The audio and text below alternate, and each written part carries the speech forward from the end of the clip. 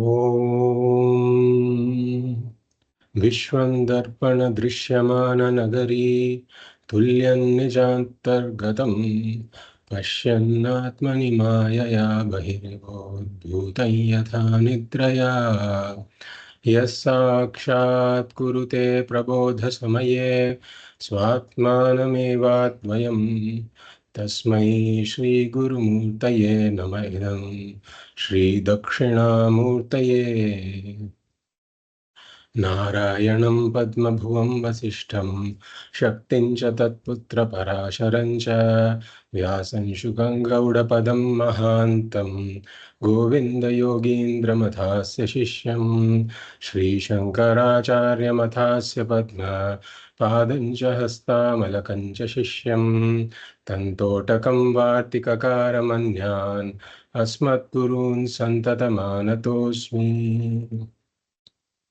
श्रुतिस्मृतिपुराणानाम् आलयं करुणालयं नमामि भगवत्पादं शङ्करं लोकशङ्करं शङ्करं शङ्कराचार्यं केशवं बादरायणं सूत्रभाष्यकृतौ वन्दे भगवन्तौ पुनः पुनः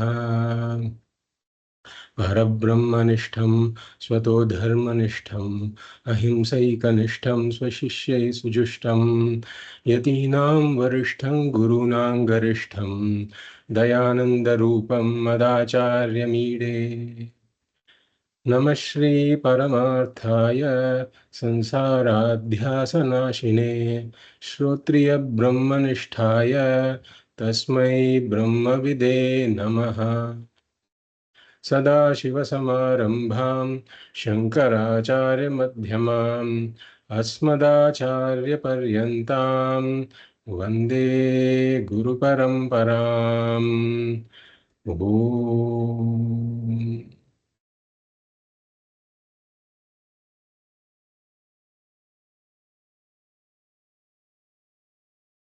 I welcome you all to the 38th class of the Fundamentals of Vedanta series.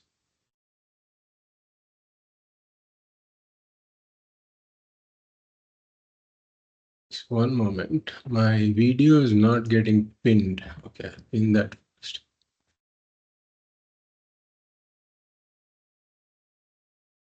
Are you able to see me properly? Yes. Okay. We are entering the 38th class of the Fundamentals of Vedanta series, and we'll start with the Mangala Shloka of Tattva Bodha. Vasudevendra Yogindram Natva Jnanapradam Gurum Mumukshunam Hitarthaya Tattva Bodho Bhidhiyate. So as we discussed, Tattva Bodha, the text layout, consists of, broadly speaking, 6 topics. The first one is the sadhana chatushtaya sampattihi, the fourfold qualifications. That is followed by a sutra vakyam or a sangraha vakyam that gives the essence of the entire teaching, the final vision that I have to arrive at. And the third part is jiva vicharaha, an inquiry into the individual. The fourth topic is srishti vicharaha, an inquiry into the creation. The fifth topic is jivatma paramatma aikya vicharaha or mahavakya vicharaha. This is the fifth topic. And the sixth and final topic is the jnana phalam. What is the benefit of this knowledge? So right now we are discussing the second topic. In the last class we were discussing the sutra vakyam, tattva vivekah kaha.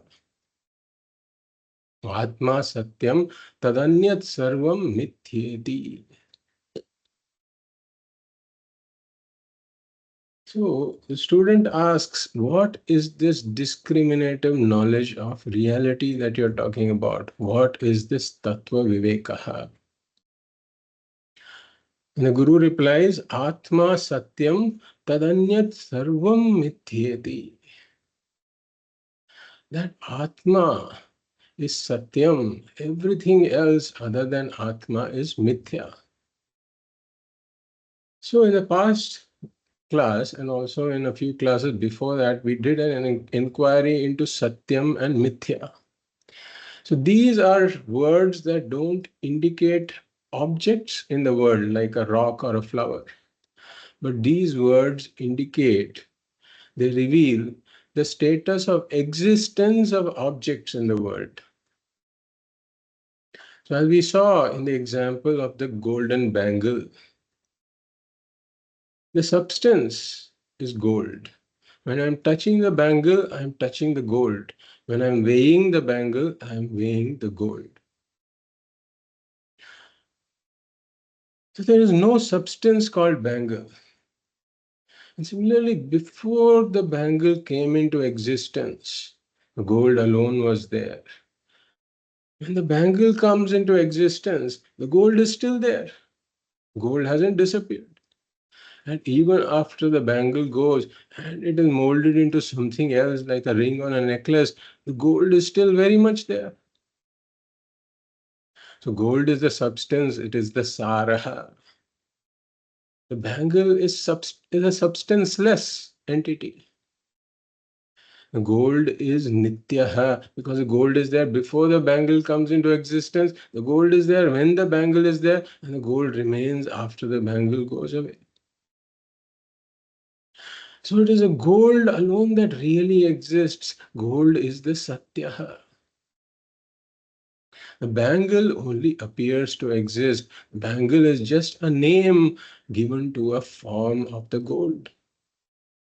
It is a name and form. The bangle doesn't have its own existence. The bangle thrives on borrowed existence. The gold is the one that really exists. The gold lends existence to the bangle.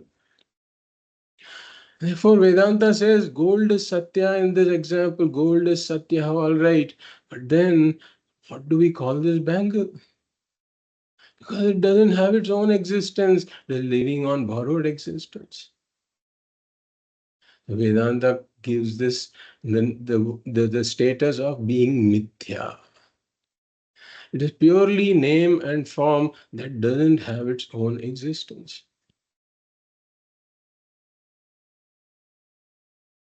So these two words, Satyam and Mithya, are necessary. And as we saw, this Mithya teaching is one of the pillars of the Vedantic teaching.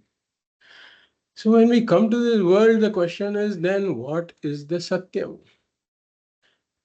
And as we said, the scientists have been probing into matter to find out what is it that exists.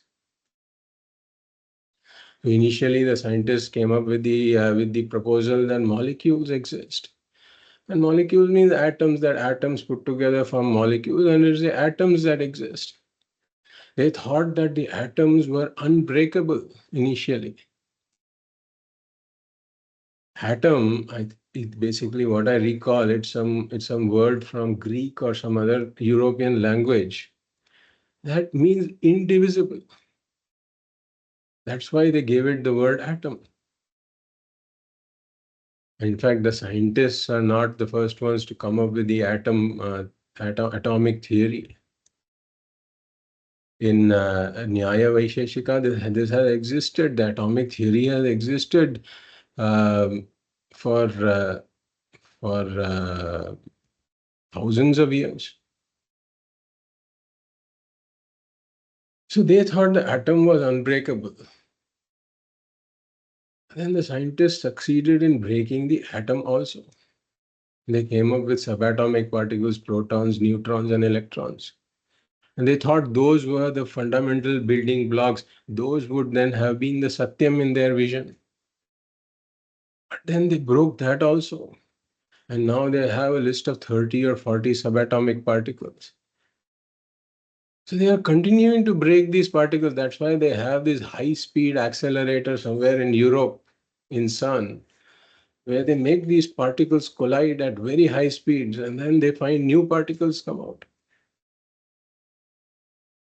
So this has kept the scientists very busy. Then there was this turning point somewhere, sometime in the early 1900s, when they discovered that they can't even call these things particles.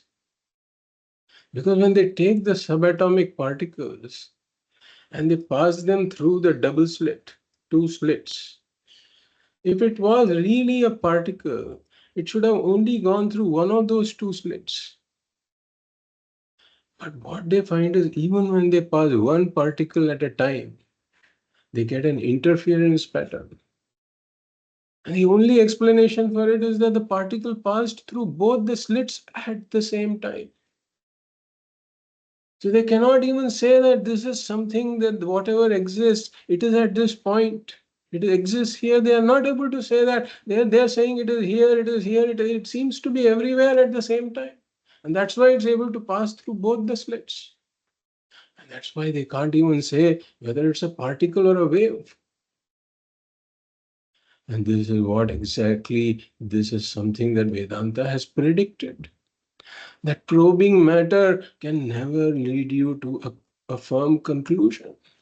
You will constantly be in doubt. Is it this or is it that? That is what the scientists have found. I can't say whether this is a particle. I can't say whether this is a wave. So the scientists don't know what exists. They have a lot of mathematics, but they don't know what exists. What Vedanta says, it is Brahman, this formless, attributeless, all-pervading reality is there. That is what exists at the most fundamental level.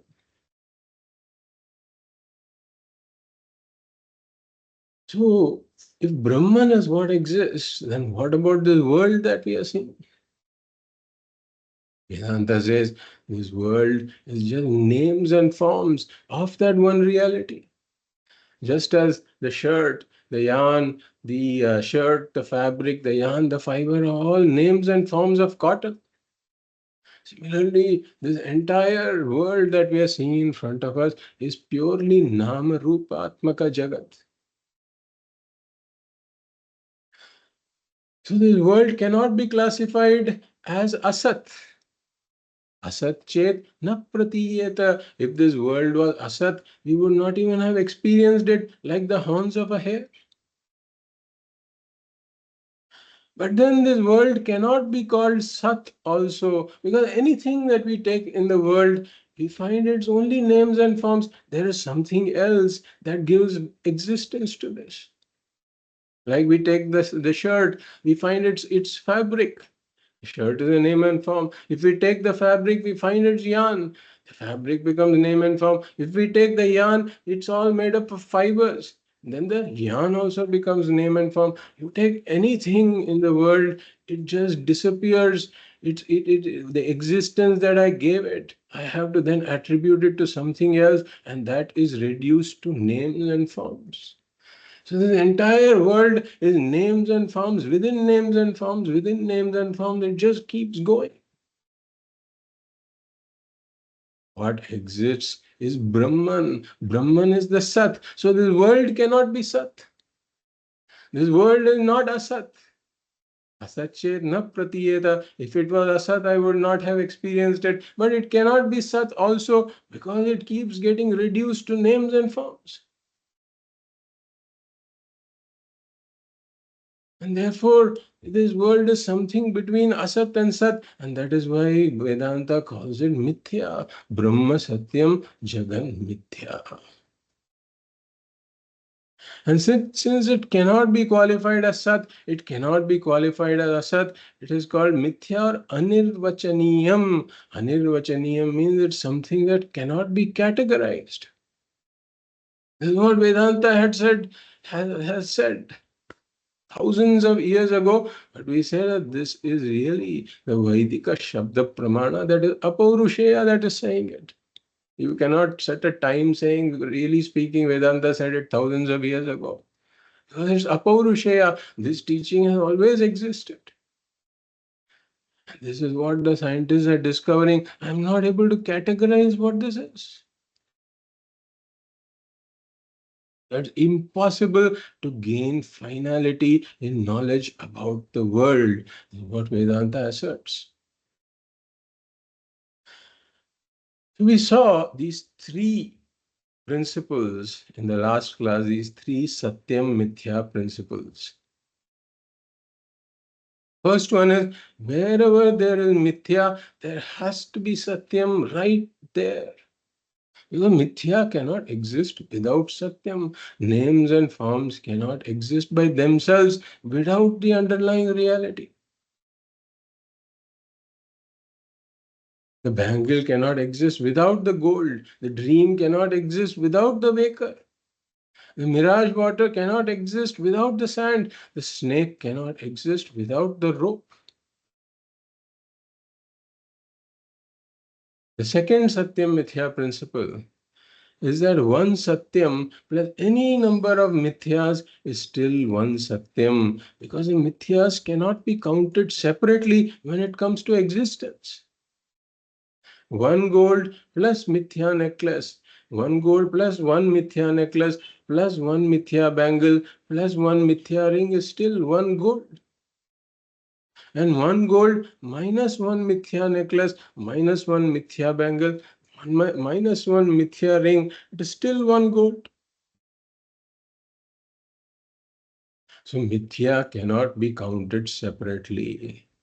There is only one Satyam.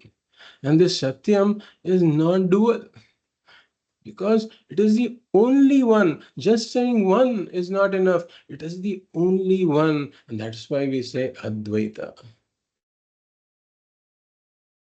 Then the third Satyam and Mithya principle, perhaps the most important Satyam and Mithya principle, then Mithya can never ever affect the Satyam.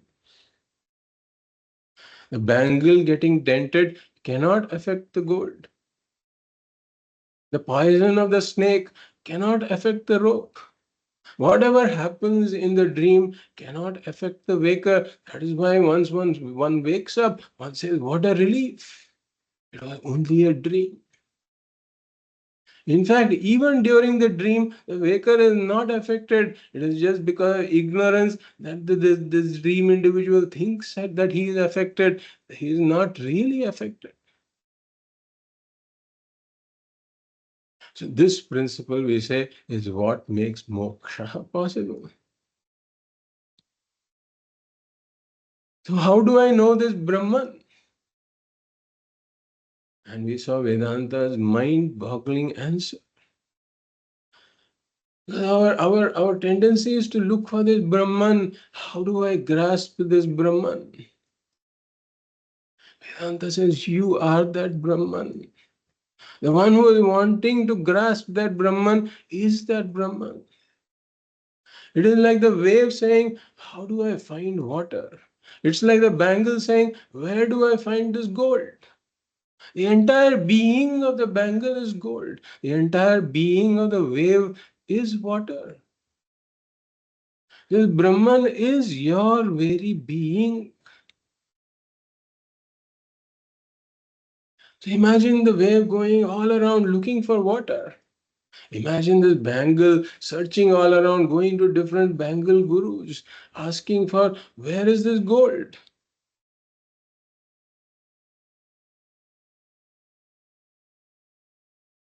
So, what I am looking for, it is right here and now, but I have somehow missed it.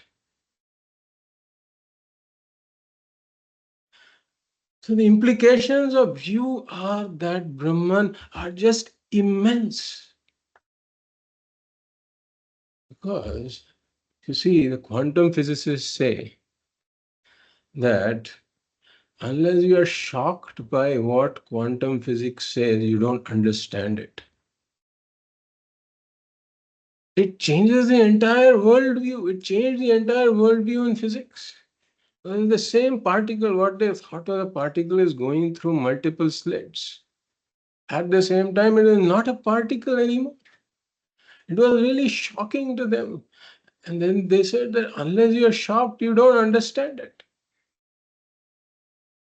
Similarly, one could say that unless one is really shocked by the statement that I am Brahman, I have not begun to understand Vedanta. At least in the beginning, there has to be immense shock. And gradually the mind stabilizes in this teaching, in which case the shock factor comes down after a lot of sadhana. But at least initially, when one hears this, one should be shocked.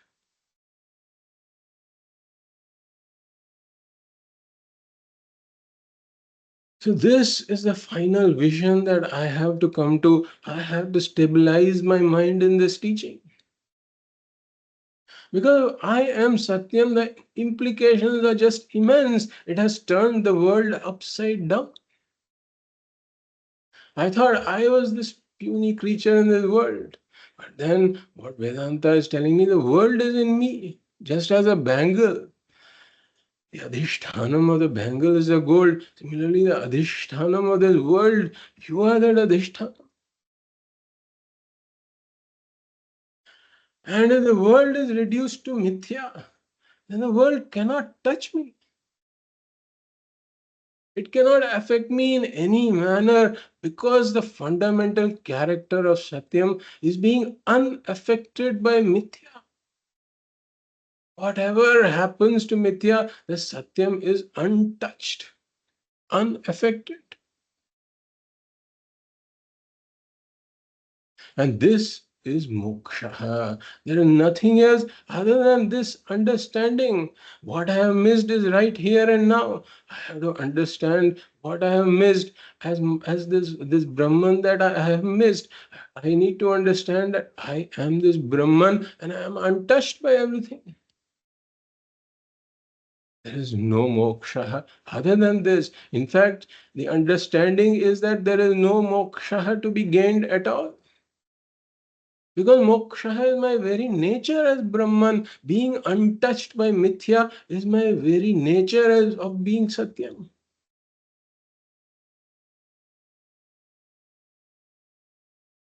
So that is what the text is saying here. Tattva vivekah kaha. Ātmā Satyam tadanyat sarvam mithyeti. You are that Satyam. All else is Mithya. So here it uses the word Ātmā. It doesn't use the word you. It uses the word Ātmā. But like we said, Ātmā effectively means the self. Like in English, we have two words, aham. In English, we say I and self. In Sanskrit, we say aham and Anātmā. So every individual has got this imperishable inner essence. It is called Ātmā. And as we said, the subject can never be objectified. I can objectify everything else, but I cannot objectify myself. When I say I objectify something, for example, there is this phone. Now I'm seeing this phone. So this phone becomes an object. In order to know this, I have to use my sense organs. Only then I know the objects. But I don't have to use my sense organs in order to know myself. Like we said, even in a dark room, when I cannot see anything, even then if I ask, are you there? You will have no doubt in saying I am there. I don't need to use any pramana for knowing my existence. I am the one who uses all the pramanas to know the existence of objects. But I don't have to use any pramana to know my existence, because I am the one who is using all the pramanas. Seeing, hearing, tasting, smelling, touching, perception, inference, arthapatti, upamana, anupalabdhi, shabdaha, whatever it is, I am the one using it. to know various things. But to know the existence of Atma, I don't need the pramanas. What I need, the Shabda Pramana Vedanta, is to know who I am.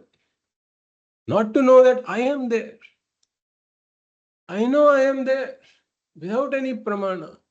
But I have misunderstood myself. That's a separate story. And to correct that mistake, I need Vedanta.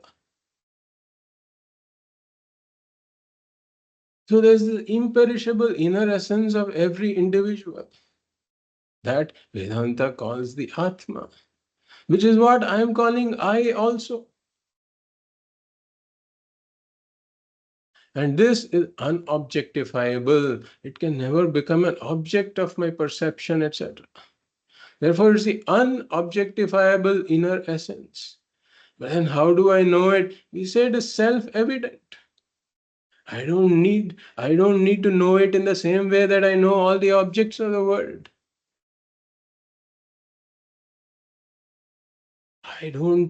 I am self-evident. I don't need to use any pramana to know myself. I am the one using all the pramanas. Therefore, it's the unobjectifiable, self-evident inner essence of every individual. This is the Atma. So this Atma is Satyam. Atma Satyam Tadanyat Sarvam Mithyeti. So this is what Vedanta is telling me. This is the final teaching. But am I able to understand this?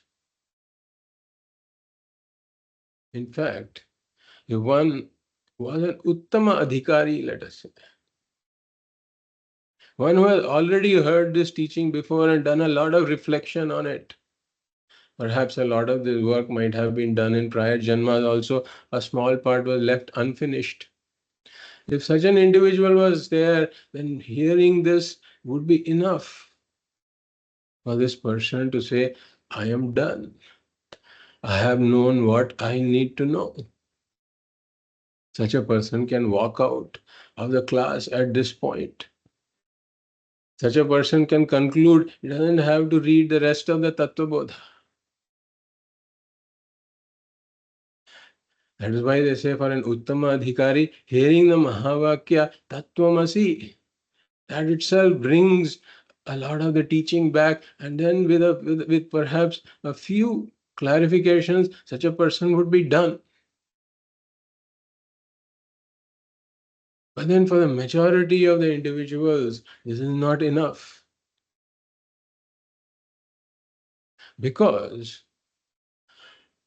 I have misunderstood the Atma. When Vedanta says Atma, I am not able to see what Vedanta is talking about. When Vedanta says you are that Satyam, my understanding of what I am presently is very, very different.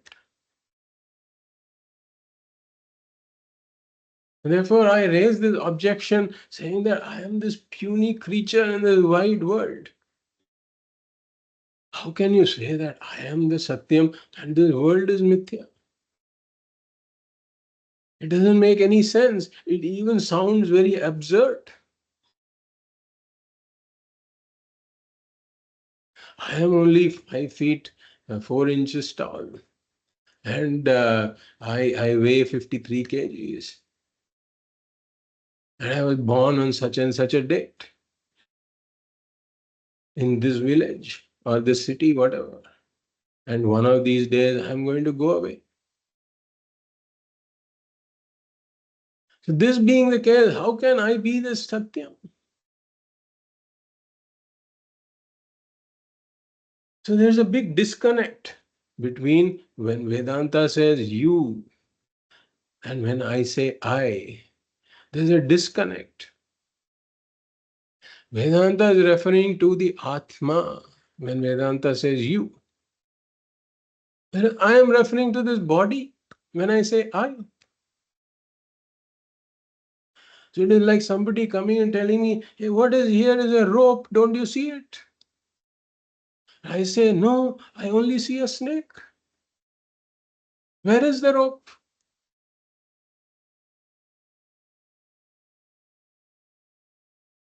So there is this communication gap.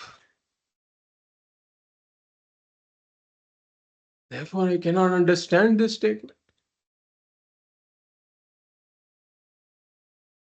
Vedanta says the reason you are not able to understand this because it is not, the Atma is not entirely unknown to you. You have understood it in a wrong way. You have misunderstood what the Atma is.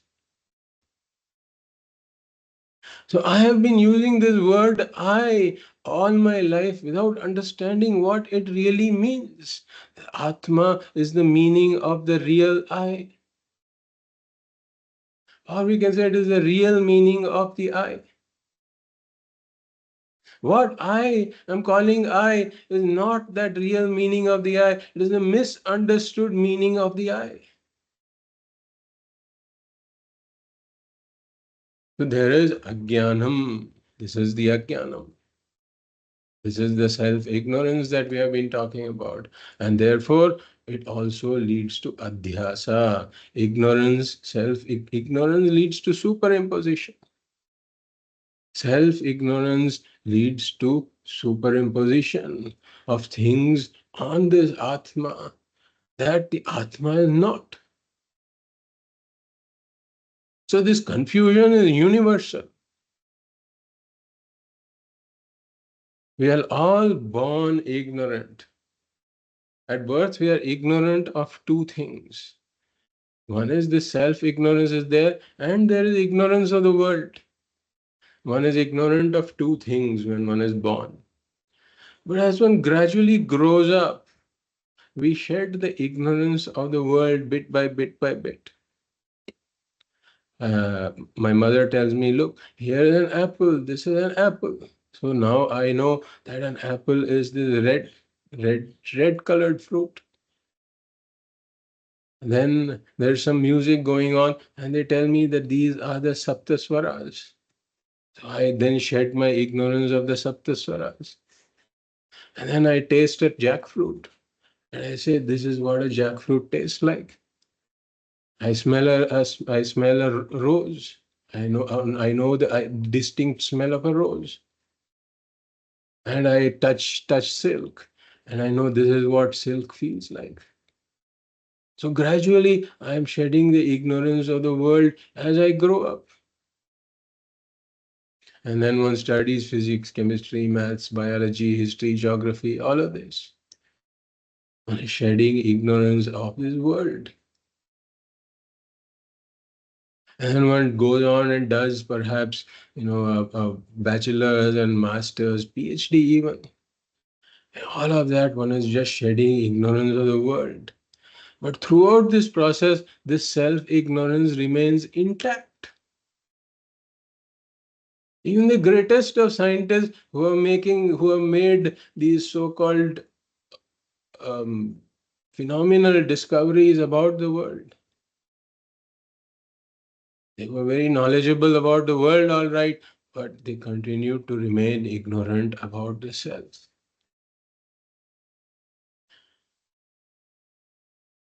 We generally say that everything in the world goes away, everything is anitya.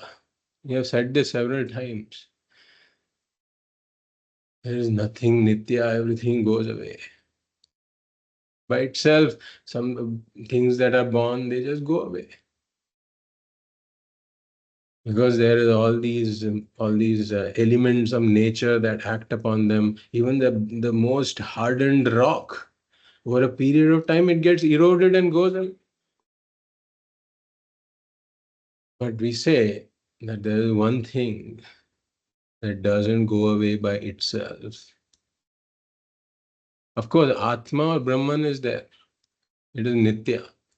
But there is one Anātmā, only one Anātmā that doesn't go away by itself. And that is ignorance. Ignorance cannot go away by itself. Ignorance doesn't get naturally eroded. If ignorance gets naturally eroded, all we have to do is just wait. And then my ignorance should get eroded. But then I go to schools and universities and study about the world because my world ignorance also doesn't get eroded by itself. If I don't know physics ignorance is there. If ignorance was eroded by time, all I have to do is just wait. And then if physics ignorance gets eroded by itself, I'll become knowledgeable about physics or any other topic. That doesn't happen. I have to try to know, I have to try to understand. That's how ignorance goes. So, in this entire process, I'm shedding ignorance about the world, right from LKG to PhD. But my self-ignorance remains intact. It doesn't get eroded by all of these studies. Because the subject matter of these studies is the Anātmā. Whatever I'm taught in schools and colleges is all about the Anātmā. The Atma Ajnanam remains intact. So once the Atma Ajnanam remains intact, once the ignorance is there with regards to a certain thing, then a mistake about that thing is inevitable. Therefore, I mistake myself. Just as if I don't know the rope as a rope, I mistake it for a snake. As they said, non-apprehension of reality leads to misapprehension of reality. Non-understanding of reality always leads to a mistake about what it is. So when the Satyam of what this, I see something, this, which is about 2 feet long, and it's curved, and it's semi-darkness. When the Satyam of what this is not known, I mistake it for a snake, a Mithyā snake. When the Satyam is not known as the rope, I mistake it for a snake. It is a Mithyā snake, but at that time I don't know it is Mithyā. I take the Mithyā snake to be the Satyam.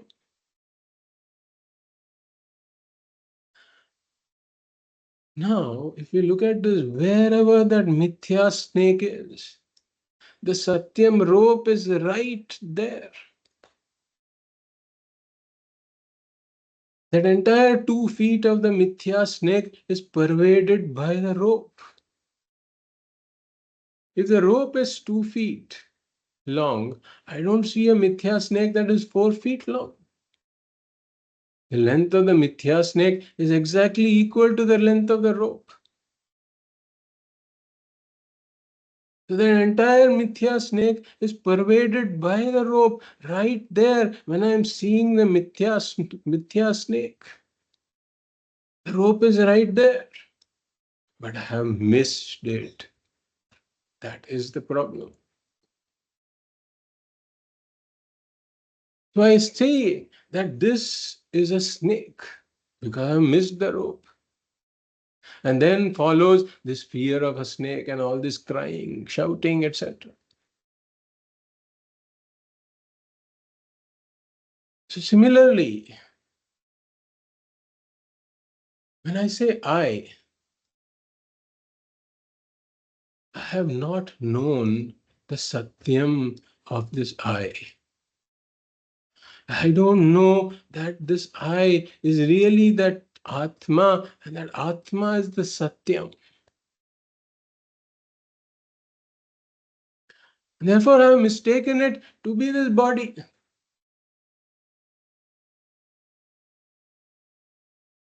This body is a Mithyā body. But at this point, I don't know it is Mithyā. Because unless one knows the Satyam, one cannot say the other thing is Mithyā. I have to know the rope in order to say the snake is Mithyā. I have to know the waker in order to say the dream is Mithyā. So until I know the Satyam, whatever the Mithya thing that appears to be the reality, the Mithya is taken to be the Satyam. Therefore, I have taken that I am, this body is the reality of this I am. But wherever this Mithya body is, the Satyam Atma is right here. I don't have to go elsewhere looking for this Atma. So I say, but I have missed it. Therefore I say, I am the body. And this leads to this apurnatvam and the samsara. Just as saying this is a snake leads to fear of the snake, similarly saying this is I am this body leads to this apurnatvam and the subsequent samsara, struggle. So what do I have to do to come out of the fear of the snake? I have to understand what is there is this rope. I have to understand the Satyam rope, which is right there. I don't have to go anywhere else for it.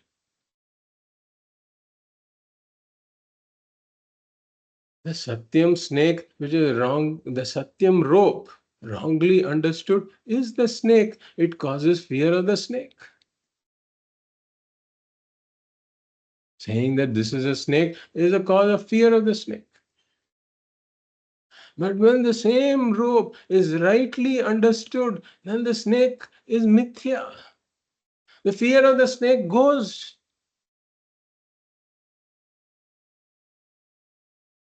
So the same thing that was misunderstood has to be rightly understood, that's all. Similarly, I, the Atma, when wrongly understood, it becomes I am this body. And that causes apurnatvam and samsara and all of the subsequent struggle. But when the same I is rightly understood as the Atma,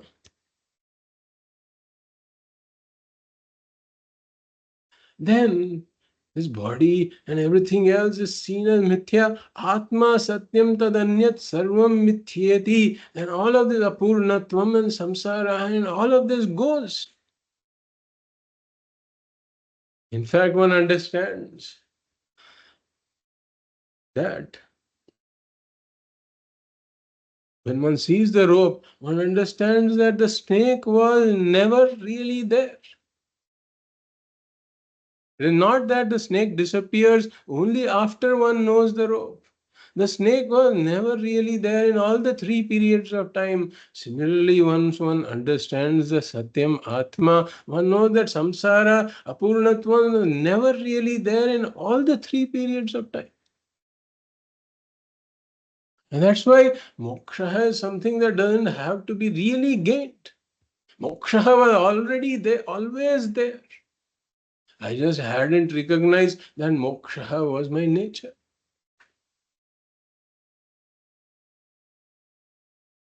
And therefore, there is this entire self-confusion.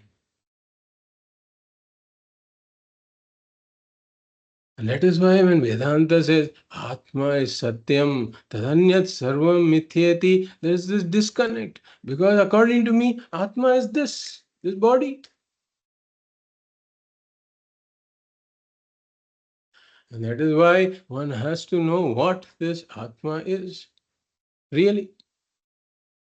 Therefore, the student asks the next question in Tattva Bodha, which we'll read now.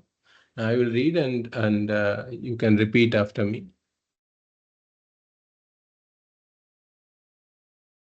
So this is, I hope you have the PDF in front of you. So I will state that. Ātmā kaha. Ātmā kaha. Thula sukshma karana sharirad vyatiriktah. Thula sukshma karana sharirad vyatiriktah. Panchakoshatitah san. Panchakoshat atitas san. Avasthatraya sakshi. Avastatraya sakshi. Satchidananda Swarupa San सच्चिदानन्दस्वरूपः सन् Yastishtati यस्तिष्ठति Sa Atma. स आत्मा. So just a brief note on pronouncing this. So wherever there is this visarga, if it is followed by a sakara, like Panchakosha Tita San. So if we are breaking it up, we would say Panchakosha Titaha San. But if we are saying it together, then it becomes Panchakosha Tita San. Tita San. Similarly, Satchidananda Swarupa San. So that's how it is pronounced when they are taken together. If they are said separately, then the visarga has to be explicit. So here, the student is asking this question. So you have been talking about Atma Satyam Tadanyat Sarvam Mithyeti. And you have told me that there is this disconnect also. I am taking myself, this Atma, to be this body because I say I am this body. So there is this disconnect, as you have explained. So now I want to understand what the Atma really is. Because in that lies the key to moksha. So what is the Atma really? Or in other words, who am I really? Both are equivalent. If you're telling me I have misunderstood myself, then you tell me who I really am. So that is what the author is presenting here. What is this Atma? Who am I? The author gives an answer that has 4 parts to it. The first 3 parts are negations. Not this, not this, not this. And the last 4th part is a definition.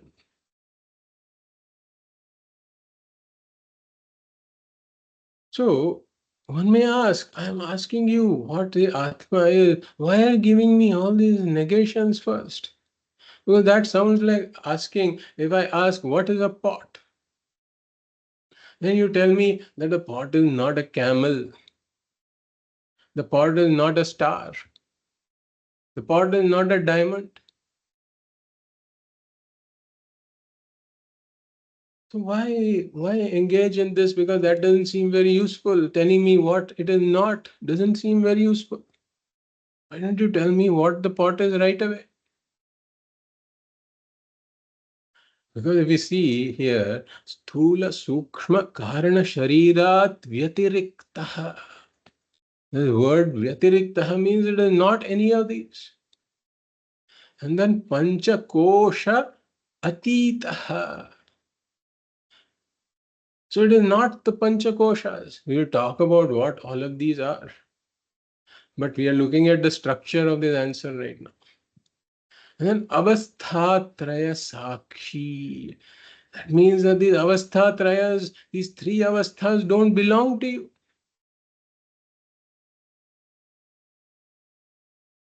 So these first 3 parts are the negation, and then Satchidananda Swarupa San, this 4th part alone is the real definition. So why bother with all these negations? What do I gain if you tell me the pot is not a camel, the pot is not a star, the pot is not a car, etc.? What do I gain by that? And that means you will have to say millions of things in this world and say the pot is not that. We say that yes, there are negations, 3 negations here, all right. But these negations are not of the kind you are describing. They are not negating the unrelated entities. This is more like saying that a child asks, what is this gold? The child is seeing a bangle, a necklace, a ring. And the child asks, what is gold? Because the child has missed the gold. The child has taken that the bangle exists, gold exists, the ring exists. So in this situation, the child has to be told that this gold is not the bangle, the gold is not the ring, the gold is not the necklace.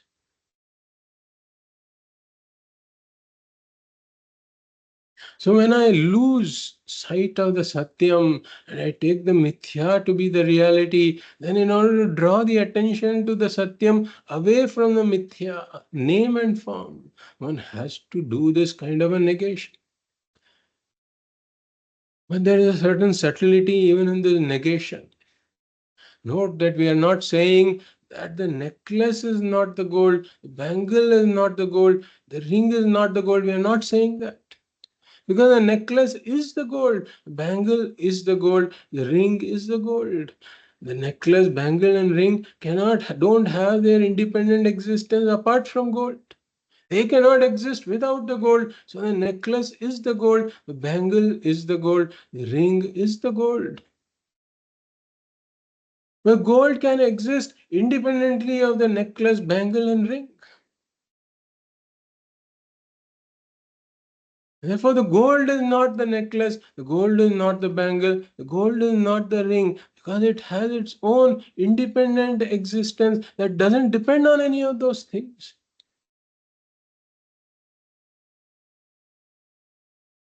Therefore, B is A. A is not B. It's possible in Vedanta. In algebra, if you say A is equal to B, then B has to be equal to A. But here in Vedanta, B can be A. B is A, but A need not be B. A is not B. In a drama, if an actor has put on the role of a beggar, then the beggar is the actor. Because the beggar cannot be there independent of the actor. The beggar is the actor in a costume. But the actor is not the beggar, because the actor has a life independent of the beggar outside of the stage.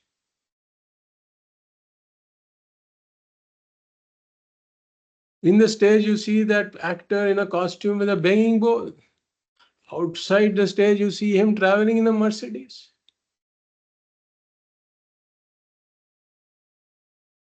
So B is A, but A is not B.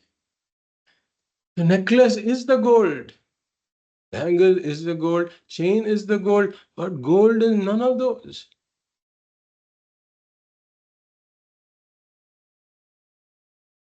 And this is one reason why confusion is possible. Because right where the Mithyā is, the Satyam is also there. That is why there is a mix-up of Mithyā and Satyam. And wherever confusion is possible, the negation is necessary.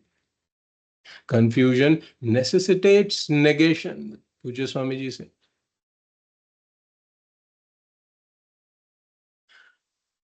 So the camel and the pot can never be confused. Therefore, if you ask what is a pot, then I don't need to do the negation saying it's not a camel, it's not a car, it's not a star, etc. But in this case, confusion is very much possible. In fact, it is not just possible, it is happening every day.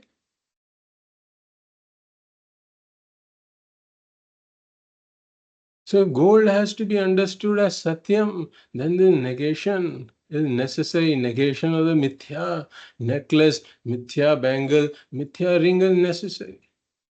Similarly, if Atma has to be understood as Satyam,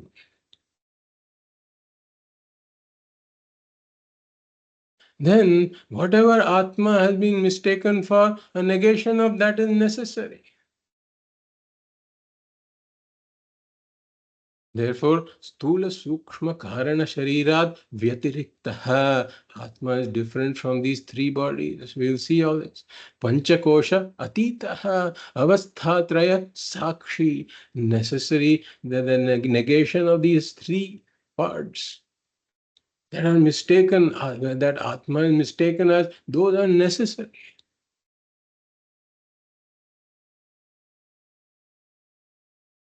So if I ask somebody to bring a Surya Kanta jewel from a jewel box, then this person has to sift through the different jewels in the jewel box to identify the Surya Kanta jewel. So the person needs to know the definition of what the Surya Kanta jewel is. He needs to know that. But as he is sifting through, searching for it, he also needs to know what is not the Surya Kanta jewel. Because this is how we do it, this is how we search. We just separate the things that are not what I'm looking for. So similarly, the Anātmā, that can be confused as the Atma. Those jewels that can be confused as a Surya Kanta jewel should be seen as not the Surya Kanta jewel. Similarly, those things that can be confused as the Atma have to be known as the Anātmā. The Anātmā has to be known as the Anātmā.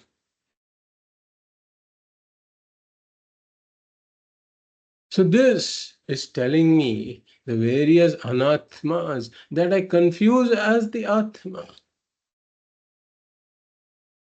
so that I can know them as the Anātmā. So there is all this entire wide world, everything is Anātmā except the Atma. But there are certain Anātmās in this world that I confuse for being myself. For example, I don't confuse my phone to be myself. I can say this is mine. Well, that's another thing we'll talk about sometime. But I don't say this is I, ever. I don't confuse this phone to be I. But there are certain things from Anātmā that I call I. So there is a confusion there. Because it doesn't deserve to be called I. Just as a bangle strictly doesn't deserve to be called gold. Because the bangle is gold, the gold doesn't deserve to be called the bangle. Similarly, Atma doesn't deserve to be called this body. Because Atma has a separate existence.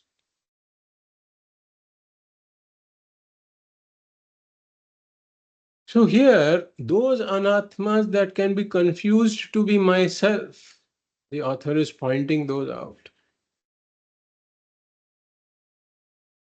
So this is where the Anātmā is divided into three categories. For example, even in medicine, etc., when one needs to study the body, then one specializes in different areas. For example, there's a dermatologist. So dermatologist specializes in skin diseases. So Puja Swamiji says that his knowledge of this dermatologist is skin deep. Yeah, he knows only about the skin. But even to study the skin, he divides the skin into three parts: the epidermis, the dermis, the endodermis, etc.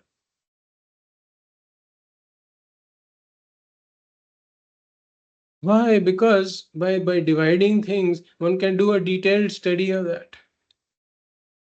So similarly here, those Anātmās that can be confused to me are divided into three categories. First one is Stula Sukshma Karana Sharirat Vyatiriktaha. So there are these three shariras, these three bodies called Stula Sukshma Karana Sharira. So these are the three bodies. That is the first set of Anātmā. The second set of Anātmā is Pancha Kosha. He says Pancha Kosha Atitaha. The second set of Anātmā are these Kosha Panchakam, which are these five koshas. You see all of this, what they are.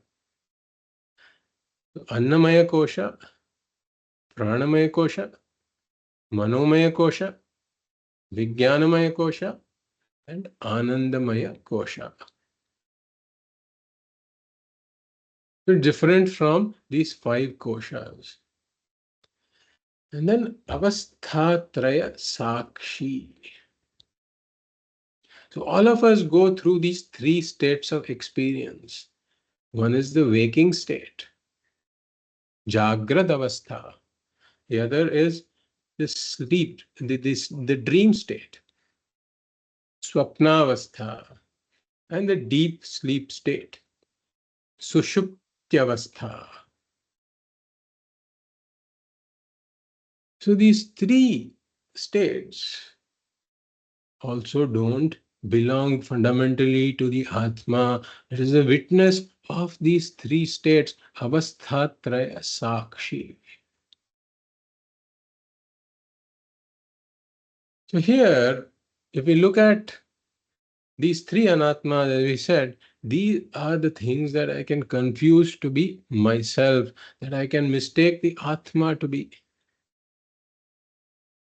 So we look at the first division of Sharira Trayam, the three bodies.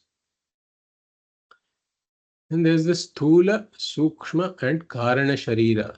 So at the high level, Anātmā is divided into these three categories: Sharira Trayam, Kosha Panchakam, and Avastha Trayam. And then the Sharira Trayam itself is divided into three,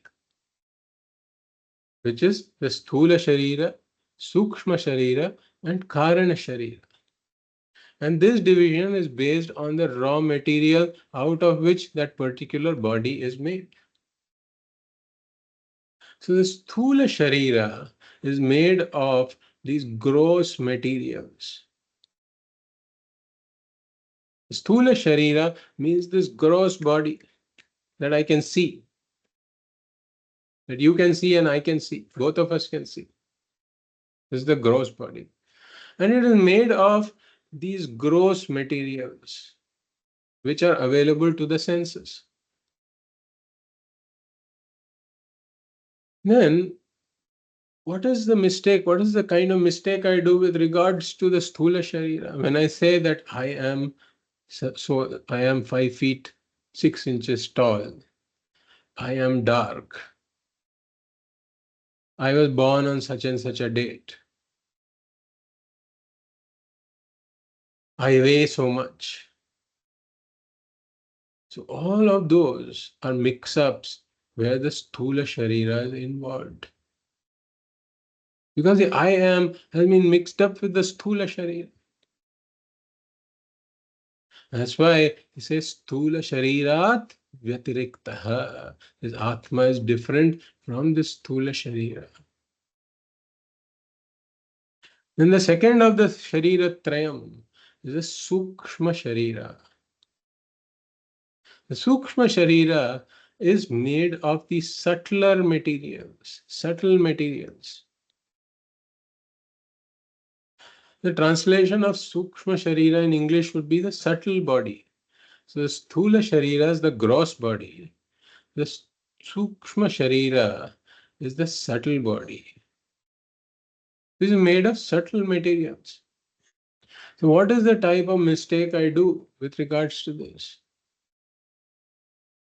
When I say that I am sad or I am ashamed or I am afraid or I am courageous. So all of these fear and courage and being ashamed, etc., they are states of the mind. When I say I am that, I am courageous, I am afraid, I am ashamed, I am sad, then I am mixing up what this I am is with the Sukshma Sharira.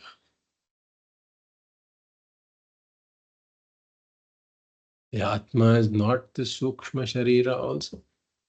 Therefore, Sukshma Sharirat Vyatiriktaha. And then the third of the Sharira Trayam is this Karana Sharira. It is translated as the causal body. So it is made of the subtlest possible material.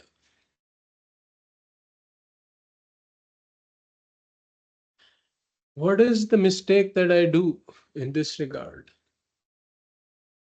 When I say I am ignorant, or when I say I am happy, both of those we say that the Atma has been mixed up with the Karana Sharira. We will talk about all this, we will elaborate on all of this later, but this is at a higher level what Atma is not, we are saying. When I say I am ignorant, I am happy, the Atma has been mixed up. Therefore, Karana Sharirat Vyatiriktaha. So this is with regards to three bodies. Atma is distinct from all of these three bodies.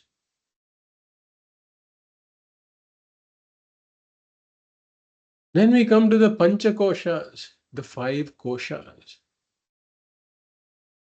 These five koshas are basically a different way of viewing the same three bodies.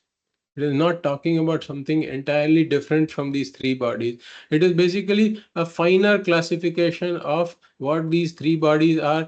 Sometimes we can divide something into three categories. The same thing can be divided into five categories.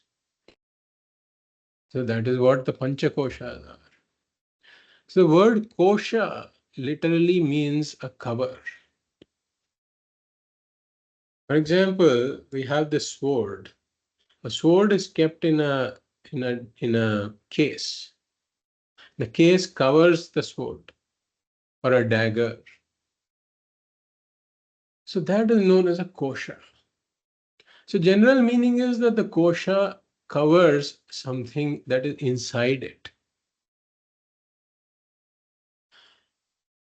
But then how do these koshas cover the Atma?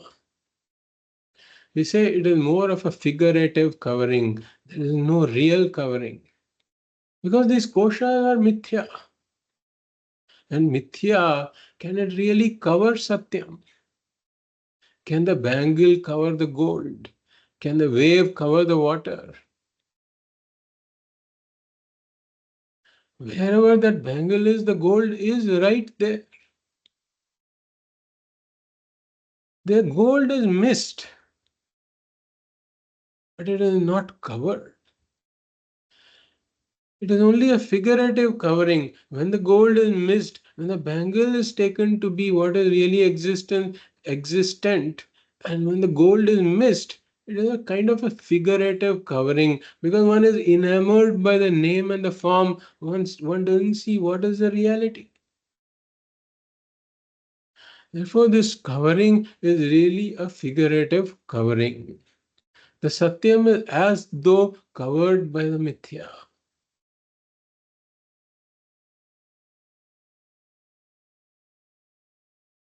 So it is the mistake that covers the Satyam figuratively. What are the kinds of mistakes? So let's take the Annamaya Kosha. So Annamaya Kosha is basically the gross body.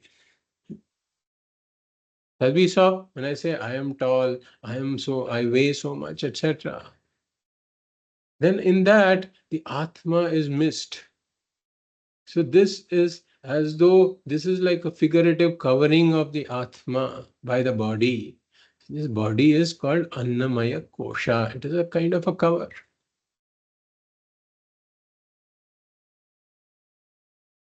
Then the removal of this cover doesn't require something to be physically removed. It's basically a correction of the mistake that is being talked about. Now, when it comes to the Sukshma Sharira, the Sukshma Sharira is divided into three koshas. So in the Sharira Trayam, we had the Sthula Sharira, Sukshma Sharira, and the Karana Sharira. So the Sukshma Sharira itself is divided into 3 koshas. That is where the difference in the number comes.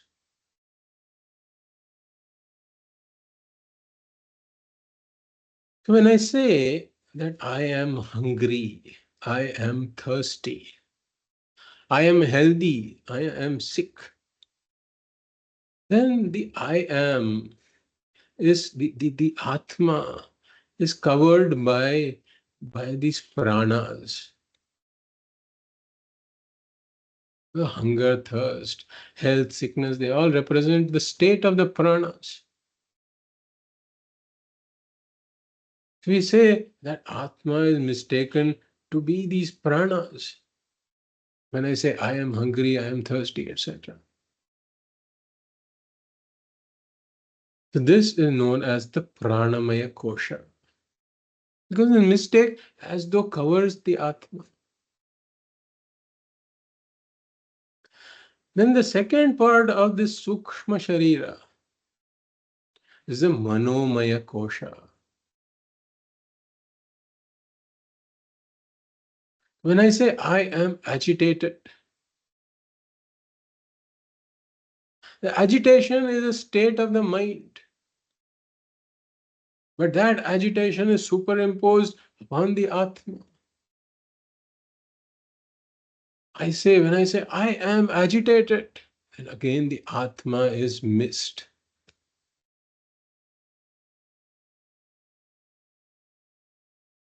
This is the Manomaya Kosha. As though covers the Atma.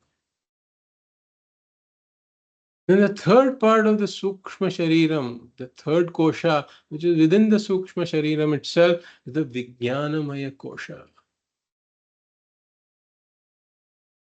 When I say, I am doing this, I did that, I will do this,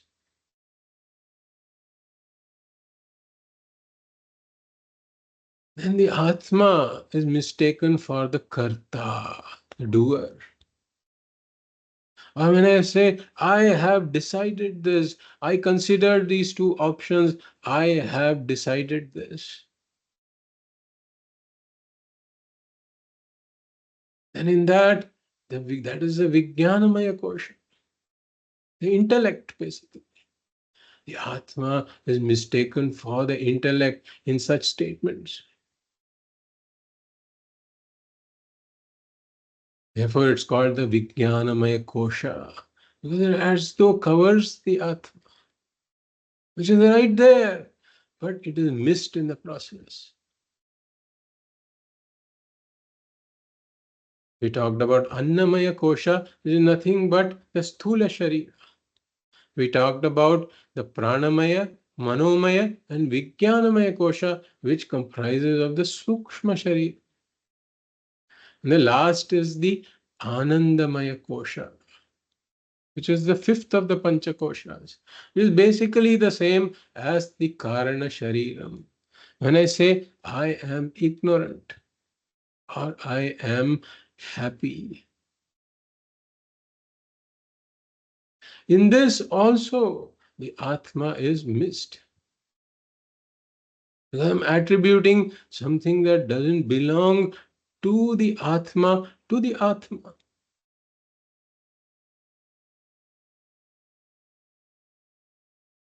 That is why here it says, just like Sthula Sukshma Karana Sharirat Vyatiriktaha, Atma is different from the three bodies. Similarly, Atma is different from these Panchakoshas. That is why the Atitaha word is used. Panchakosha Atitaha. Basically, if you split it, it is Panchakosha Atitaha. So Atma is different from these five koshas also. But different doesn't mean it is somewhere else. It is right here, but it is different. It is different from, but not away from. Because all of these panchakoshas are the Atma in different costumes. The Sharira Trayam is the Atma in different costumes. The Panchakoshas are the Atma in different costumes, but the Atma is none of those costumes.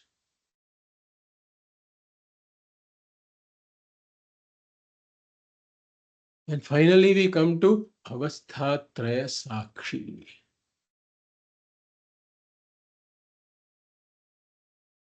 So I mistake myself to be the waker, the dreamer, and the sleeper. I go through these three states of waking, dream, and deep sleep. But in each of these, I am making a mistake saying that I am the waker, I am the dreamer, I am the sleeper. The waker is me, the dreamer is the Atma me, the sleeper is the Atma me, but I am not any of those.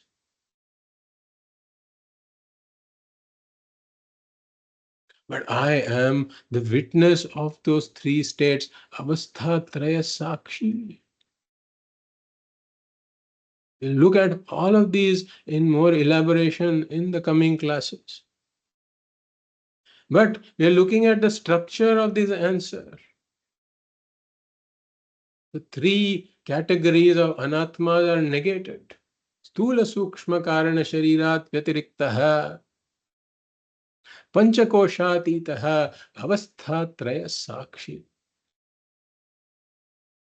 So 3 plus 5 plus 3. That is 11 Anātmās are mentioned here.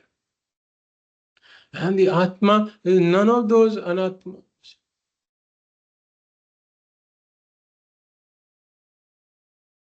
So now, after pointing out these three negations, then the author comes to the definition of the Atma, which is Satchidananda Swarupaha. We will take this up in the next class. I'll conclude our class today. Om Purnamadah Purnamidam Purnat Purnamudachyate Purnasya Purnamadaya Purnameva Vashishyate Om Shanti Shanti Shanti Hari Om Shri Gurubhyo Namaha Hari Om.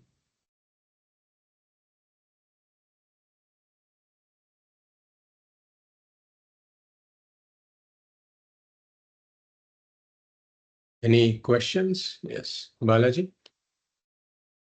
Yeah. In this, I am happy state of mind. Why is it in Anandamaya Kosha and not in the Manomaya Kosha? Because when I say I'm sad, I'm putting it under Manomaya Kosha. But when I'm happy, I'm segregating into a different one. Yes, yes, yes. Yeah.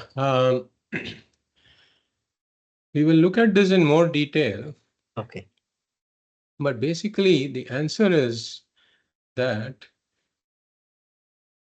this Ananda, really speaking, it is the very Swarupa of Atma, we say. Because the definition says Satchit Ananda Swarupa. Yeah. So Atma is of the nature of Ananda, really speaking. It is the original Ananda, the original source of Ananda is the Atma alone. We have seen this in other places also, where we said that I mistake that the Atma is coming from outside objects. Right? We discussed the example of the dog chewing on a bone, where the bone lacerates the mouth of the dog, and the dog chews its own blood, but it thinks it's coming from the bone. So, Ananda is not there in any Anātmā, really speaking. It is not there in any Anātmā. Even in the Anandamaya Kosha, the Ananda is not its own. Okay. So it is a particular state of mind in which the Atmananda gets reflected in a part of this mind. So it is made of the subtlest of materials, we say. Because this mind, as we said, it comes manomaya, comes under sukshma sharira, right? It is made of these subtle materials. But in order to reflect this ananda of the Atma, you need even subtler materials. And that is this Karana Sharira or the Anandamaya Kosha. What happens is when I acquire a certain object that I've been looking forward to acquire. So when a particular desire is fulfilled, so at that point, the Anandamaya Kosha is activated. And that reflects my Atmananda. The Manomaya Kosha cannot do this. So that reflects my Atmananda. Therefore, I say that I am happy. Is there anything else that falls under this Anandamaya Kosha apart from I am being happy? There are two things. One is when I say I am ignorant. Okay. That is also this Karana Sharira or Anandamaya Kosha. Mhm. When I'm in deep sleep, I say two things. That I don't say this during deep sleep, but when I get up, I recall my deep sleep experience and I say that I slept well. I did not know anything and I slept happily. These two things I say. So that is really the Anandamaya Kosha. Because there is ignorance. In sleep, in deep sleep also there is ignorance and there is happiness. That's why I don't want to wake up. And I say, I did not know anything. So in the deep sleep experience that is registered in a very subtle form. That's why I'm able to recall it after I get up. I say I was ignorant and I slept well. I did not know anything. I slept happily. So that is really the Karana Sharira or Anandamaya Kosha. Okay, got it. Sure. One more question. Yes. I think the answer seems to be there, but still I want to clarify. That is, we say Atma is attributeless, formless, Yes. attributeless, and it's now everything in the world is having attributes. Yes. And we say everything is made of Brahman, Yes. Atma. Yes. So the attributeless material is expressing in with attributes. Yes. The disconnect, is it just a Maya or is there something else? Yes. Disconnect? Yes. Like you answered the question in the last sentence when you said Maya. Yeah. So yes, so all these attributes, they belong to Maya only. Yeah. Thank you. So the reason we say that all of this is Brahman is because the existence belongs to Brahman. But the Nama Rupa belongs to Maya. Yeah. So this we will be discussing a lot more when we come to the Srishti Vicharaha. There we will be discussing all this because Brahman will come in, Maya will come in. We will talk about more on this. Sure. Thank you. Sure. So anything else?